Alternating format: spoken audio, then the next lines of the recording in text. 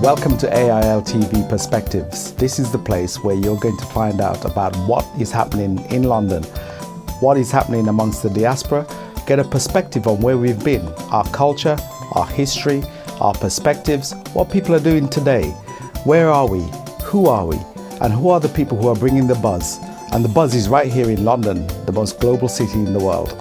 We think that AILTV has a particular unique perspective to offer you. So tune in, see what we're doing, and enjoy. Talking about perspectives, our perspectives will give you a view, a look back and a look forward, and give you an appreciation of the people who have made history, the things that have shaped our culture, the things that are shaping our culture and our lives right here and now in London. But most importantly, it's the perspectives of the people who are making the buzz happen. The young people, the businesses, academics, doctors, lawyers. You'll get a real frame of where people are headed and where they've come from. Our first interview has been a great opportunity to get a perspective on one of the Caribbean islands, one that we're all familiar with, St Lucia. It's an island where Londoners have had a long tradition of going to the beaches and having fun during May, during the Jazz Festival, which is one of the premier events in the Caribbean. And we have an insightful interview with the newly elected Prime Minister, Michael Chastanet. Prime Minister, welcome to London, and thank you so much for giving us some time. St Lucia is an island that I love personally, and our audience knows St Lucia mainly because of its wonderful beaches. It's a beautiful island, and we have some famous faces in London who are from St Lucian heritage. Trevor Nelson. We also have the wonderful Joseph Marcel, who used to be the Fresh Prince of Bel-Air's Geoffrey, and but most of the people who we'll be looking on know St Lucia very well. So tell me, just as a starter, what is it that you love about your country? Oh man, there's so many things. First of all, it really is the people. And I remember when I went home after many years, and I was asked that same question, and I found it difficult to put in words. So I actually created a short movie, and the movie was entitled "The Land, the Light, the People," it was in color, so it showed the beautiful sights of St Lucia, and then it showed the beautiful people of St Lucia. And when it came to the light, it went to black and white. And I had this story of these three little kids that were walking down the road and found $5 and went to the bakery, Almond Bakery. For those who are watching the show, they'll know exactly where that is, Central Bakery, and bought some bread. And the kid was walking out, and as he was walking out, there was a gentleman begging. And the kids disappear off the scene, the camera stays focused on the old man, and eventually the kid comes back into the scene and hands the old man the bread. That's St Lucia. You know, the people are the most giving people. You will walk into people's houses who have nothing. They invite you in. Whatever they have, they share. And so I think that despite what's taking place in the world, despite how hard things are, the genuineness and the humanity of who we are, St Lucians hold on to that. And we have a great sense of pride. And the successes we've had, you know, in arts and Nobel Prize winners, business people, and even as a country that we're still here today is really a testament to who the people are. So that's, you know, to me, I love that. And when my wife got pregnant, within months we were back home. I didn't want my kids to grow up anywhere else but St Lucia. And I remember we were watching the US elections when Obama was in the last term. And my son said, you know, why are they calling Obama black? You know, what's a black man? And that was just, to me, you know, it was a testament to that moving him back home and raising my kids back home was the right thing to do. Absolutely. Well, you mentioned Obama. Obama had a wonderful reception when he visited Jamaica. We now have a new president-elect, Donald Trump. What does that mean for the region? It's still too very early. You know, obviously it was a grueling campaign. I saw an article, and I have to tell you, I think that the article is very spot on. It compared Donald Trump to Hugo Chavez. in that, both of them are populist. Both of them are addressing a segment of their society that feel disenfranchised. And this globalization that's taking place is threatening to a lot of people. And in terms of keeping your own identity. And clearly America has gone through a tough time like the rest of the world with the recession. And there are that Rust Belt, they call it, that traditionally that blue collar white voter that normally supports the Democrats through the unions abandoned the Democrats because they felt that their needs weren't being addressed. And Trump spoke to them. And the question is whether he stays loyal to that group of people or is able to find policies that allow America to continue to be a leader in the world without becoming overly internal. Unfortunately, some of the appointments that he's making early lay testament to the fact that he's going to continue with a hard line. But I'd like to, as a Caribbean person, focus on what we can do. And so I think we need to focus on getting our house in order. I think we have to focus on being able to send our message and to lobby better than we have, and in order to give our people the greatest amount of opportunity.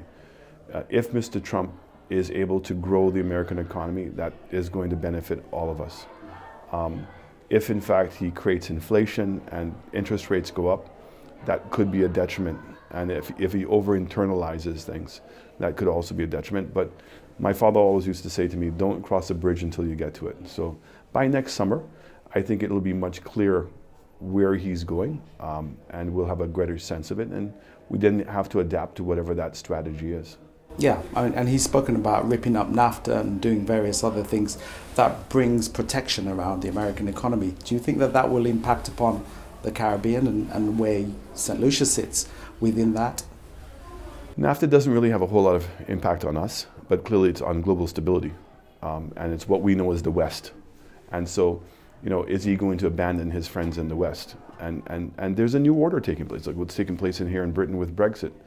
There is change. In the Middle East, you had the whole democracy and what they call the spring revolutions, and those, I don't want to call them experiments, but those changes are still unfolding. We don't know where they're going. I can say to you, globally, I think that generally people are disappointed in democracy. I think that people had a greater expectation as to what democracy was going to deliver to them. And so the question is whether we have an over-expectation on democracy, or I think that people have not understood that democracy requires their involvement. And so if you disengaged, if you don't vote, if you're not following things, if you're not involved in the politics, which is your politics, then you're going to be disenfranchised. And I keep saying this to everyone, that politicians are a reflection of society. So as a politician, somebody will come and visit you, and they want you to break the rules in order to benefit them. And somehow don't translate that if the politician does that, then you're giving them a cart to also break laws elsewhere.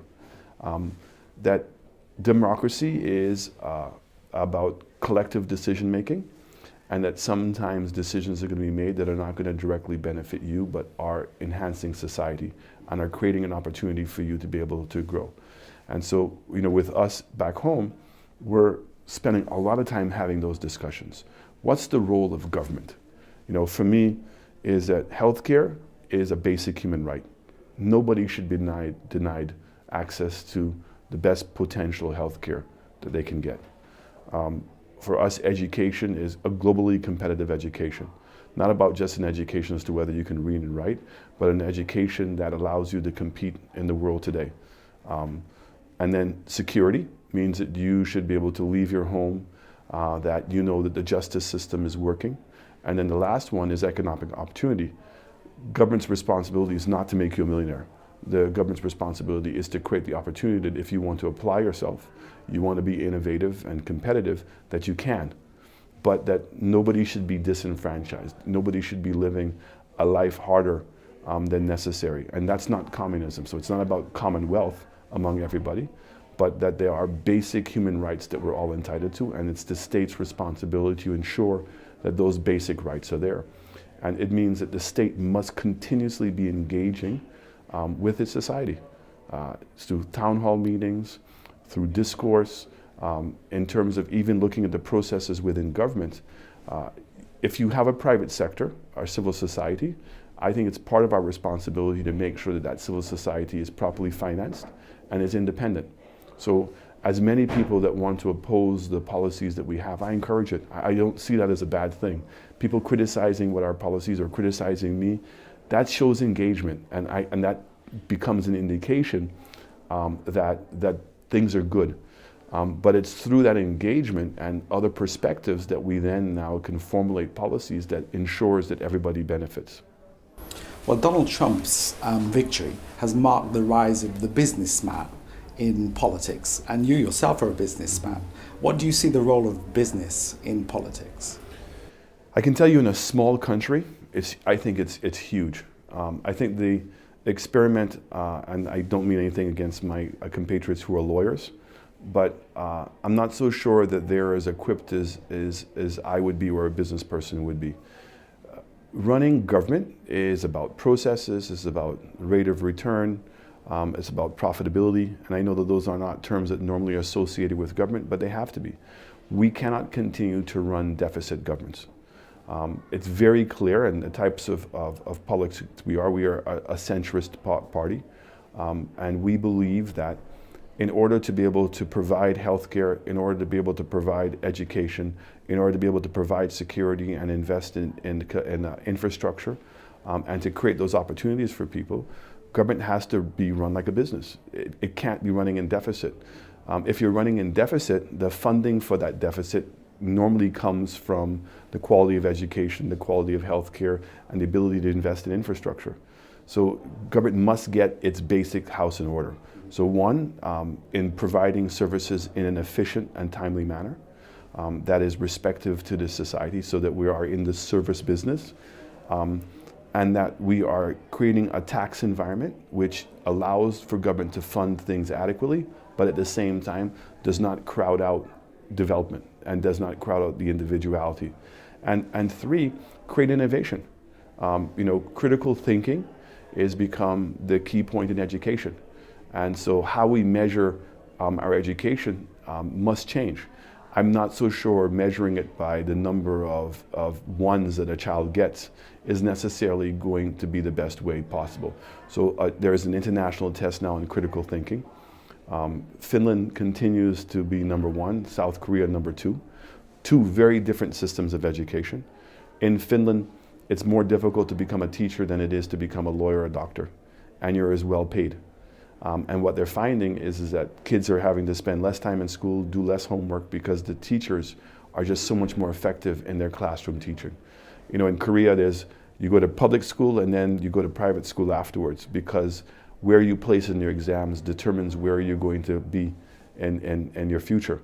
And so there's so much competition that's going on there. But critical thinking is very important, because in the Caribbean, we're not big enough that we're going to have industries that are going to be dominant in the world. So we're never going to have the best steel business. We're probably not going to have a pharmaceutical business. But what we do have is intellectual property, which is ideas. And ideas can become global. So look at Uber. It could have easily been some people from the Caribbean who could have invented Uber. And therefore, the wealth that would have brought wealth to the Caribbean. And I think that we've missed out on an opportunity. So if you take Bob Marley as a great example, what Bob Marley was innovative. I mean, his music was innovative, and his music captured the imagination of people. And it had no borders. Everywhere you go around the world, people know of reggae music. Why is it that we've not been able to now develop that skill set?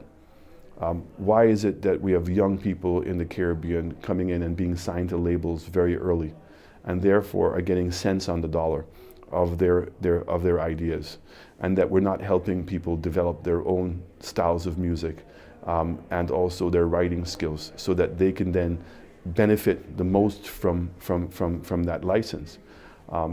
It's beyond me. I mean, I'm just about in the process of converting a building into a recording studio, to a film studio and a broadcasting studio, and we're going to make it part of our junior college curriculum, because we see entertainment as a huge industry opportunity for our young people. And look, you can get an iPhone, okay, There are TV shows in the States now that have been filmed using an iPhone. So, for $600 or less, now the ability to film is there. So the technology now to convert these ideas is there. That's no longer the limiting factor. Editing. When I watch my 12-year-old daughter on the phone, producing films, producing ads, doing art, with just the editing features that they have on the phone, it's amazing. So that technology and the affordability of that technology is no longer the excuse. It is really honing in it's that creative thought. And they're saying that, because of the lifestyle that we have, there is messages that we can deliver to the world, probably, and see it clearer than when you live in a jungle. So, it's to help kids bring that out. Yeah, you've anticipated my next question, which is about the focus on tourism, which St Lucia, it's not unique amongst Caribbean islands, has predominantly focused on tourism. Do you think that that's had an impact on people not looking at the other opportunities? And some of the people who will be looking in on this interview are investors. So what would you say are the opportunities that are available for investors outside of tourism?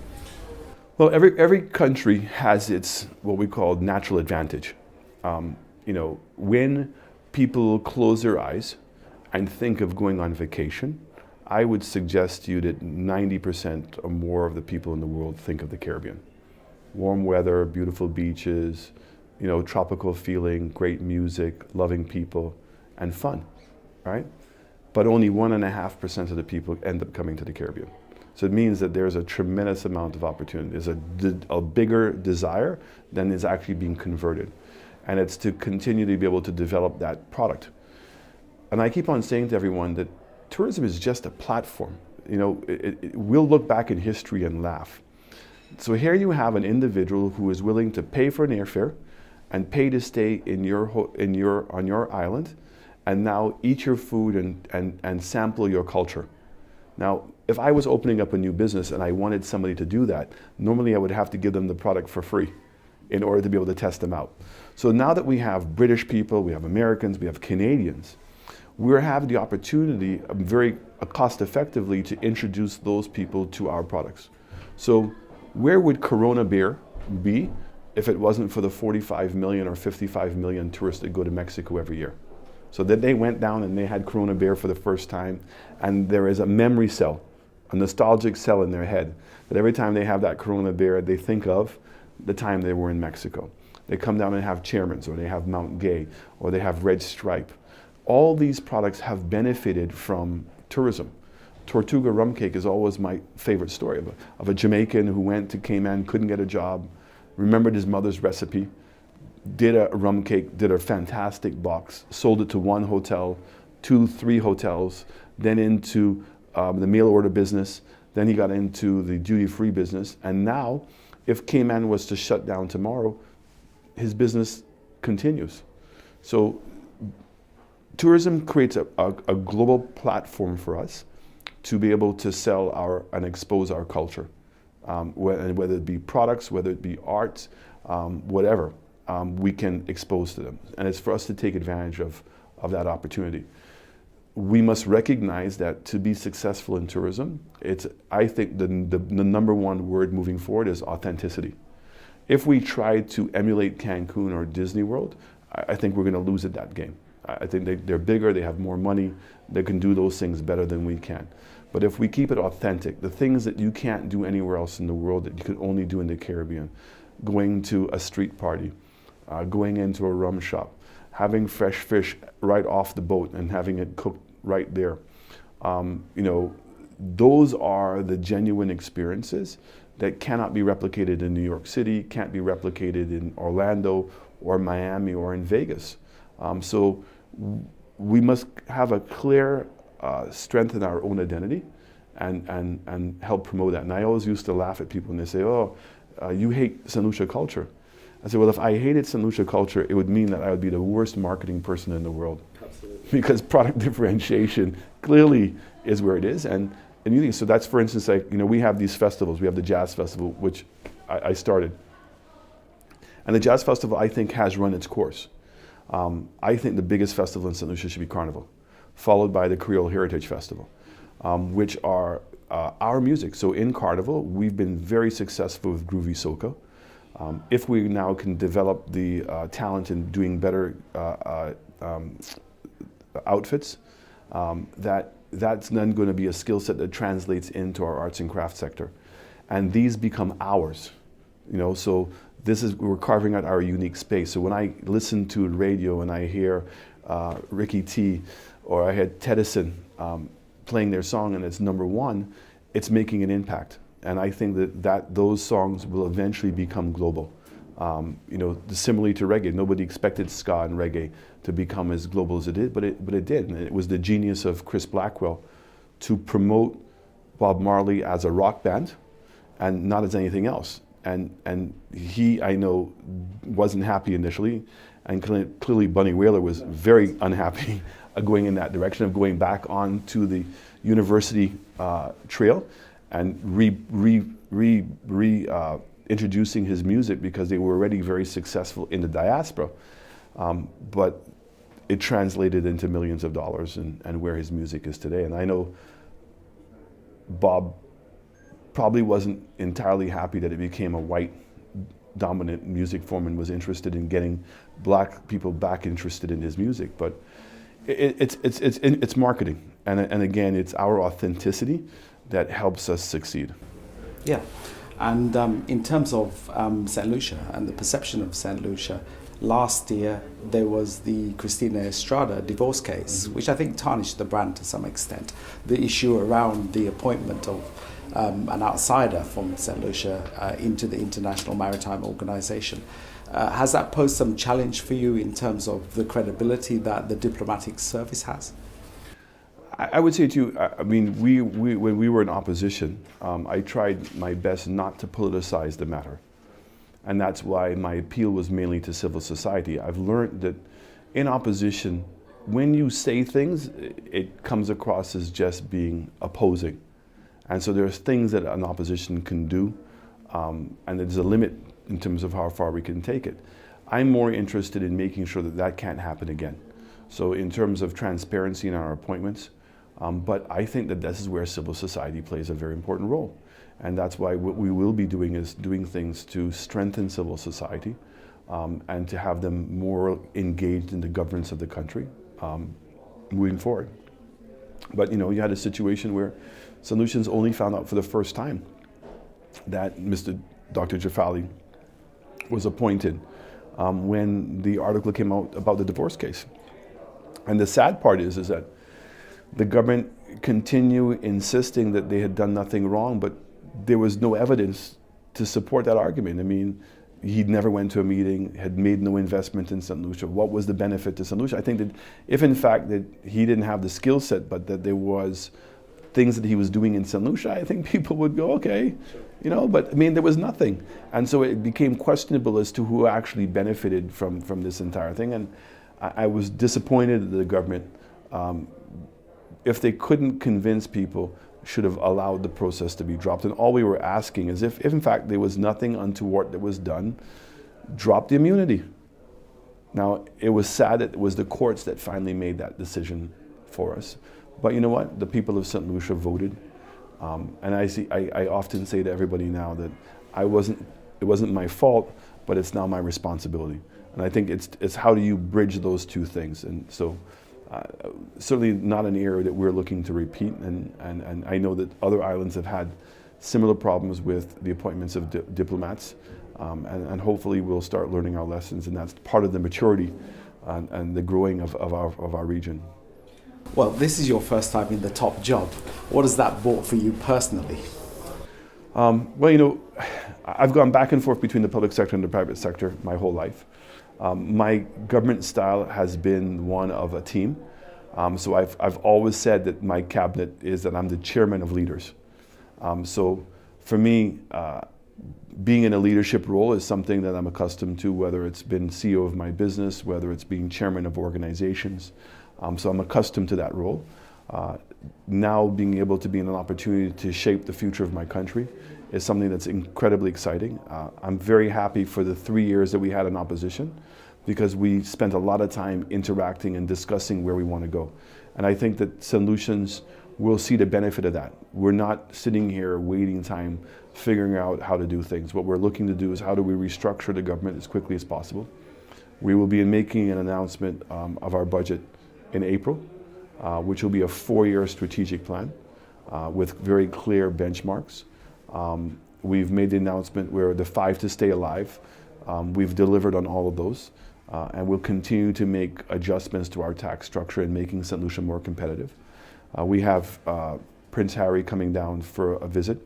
I'm very happy that we're going to be breaking ground on a major investment. So we're going to be building an international horse racing track, which will have also a marina, a casino, and also some hotels, which will be in the View Fort area. So that's the first of many more investments to come into St. Lucia within the next 4 years. So I'm very happy to be in this position. I feel the burden of what we have to do. People are tired of the excuses. I think like all the other global leaders, that there are people who feel that they have been neglected, and it's how do you find the balance in terms of being able to move forward. Thank you very much. Our interview is nearly at an end, so I'm just inviting you to say anything that you'd like to tell the diaspora who are here in the UK about your ambitions, your aspirations, and where they might fit in that process. They are going to play a critical role. I mean, I worked for Air Jamaica, and I understood, if I didn't understand before then, how important the diaspora is. The APD tax situation that we had here, it was the diaspora that made a difference. You know, there were 20 seats in the UK where the Caribbean diaspora played an influential role, and those 20 seats made up the majority of the swing seats. Okay, so it was when the diaspora started writing letters about the tax that the necessary changes were made. I think in the development of our countries, I'm looking to create a sovereign fund, which we'll be announcing in January, which will give the diaspora the opportunity to be able to invest in St. Lucia, and that sovereign fund will be making investments in St. Lucia as well as globally in terms of generating a rate of return. So for the West Indians who have found it difficult to come back home and run investments of their own, here's an opportunity where they can invest in a vehicle which will do exactly that, and that it'll be run professionally. I want to be able to create the opportunity that the skill set that is here, that one day that they're going to see, you know what, I can go home, and that there's a contribution for me to be able to make. So we have 25% unemployment right now, 45% unemployment among our youth. We are earmarked to try to grow our economy by 100% in the first 10 years. And I can tell you I'm extremely focused on that. And creating new business opportunities. We have a fantastic investment coming back home to create an IT center to deal with AI, artificial intelligence, small businesses and how that's going to grow. We're privatizing a lot of the entities in St. Lucia, so our tourism board is no longer, it'll become a tourism authority and it'll be self-financed. We're going to have one corporation that's going to be dealing with brand St. Lucia, so from financial services, tourism, agricultural marketing, small business development will all feed into this one entity, and is to make St. Lucia global, but with the brand St. Lucia. And I know the diaspora has a significant role to play. One, in terms of when we're now producing world-class products, that they help get those products distributed into this marketing. So we're already seeing success with our rum. I was yesterday at Hotel Chocolat, and they're now producing a beer made from cocoa shells, right? And I have to tell you, it was a fantastic beer. Sounds great. You know, so I think chocolate, we're going to be re-promoting our bananas back into this market. We still think that despite the changes that are taking place, that there is an appetite for we have the best tasting bananas in the world. And we want to be able to now create special recipes of banana coladas and banana bread, banana ketchup, a whole bunch of products that byproducts we can do of bananas and cocoa. And look, I think the best days for our region are ahead of us. Our music, our arts. I'm enthused, and I would very much welcome the diaspora being part of that, and for them to continue giving us the support that they have been, and for all of them who supported me personally in the campaign. I just want to say a big thank you, And I look to make you very, very proud. And I will believe that we would have not completed our potential until the diaspora is an integral part of where we're going. So we are going to be making changes in our missions overseas, that there will be very clear, dedicated groups of people that will be reaching out to the diaspora, both in the States, Canada, and here in the UK. Prime Minister, thank you for your time, your passion, and your vision. Thank you very much.